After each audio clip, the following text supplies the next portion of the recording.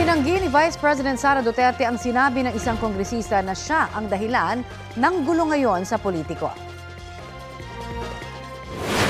Nagsimula lang naman lahat ng kaguluhan na ito noong mangarap ang ating Vice Presidente na maging presidente ng maaga. The presidency of 2022 was mine already. Nanalo na ako sa surveys, lahat ng tao solid na, united na for my candidacy. Pero I gave it away because I felt I had to do some other things other than being President of the Republic of the Philippines.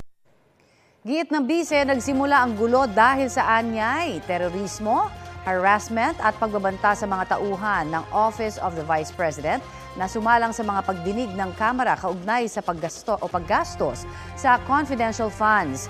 Kinumpirma naman ni Vice President Duterte na dadalo siya sa susunod na pagdinig ng komite dahil mas komportable raw ang kanyang mga tauhan kung naroon siya.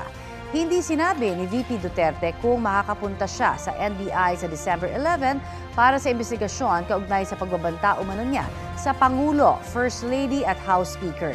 Hindi pumunta ang bise sa NBI nitong Biyernes dahil huli na raw niyang nalaman na kinansila ang pagdinig sa Kamara na kasabay noon ang supina ng NBI.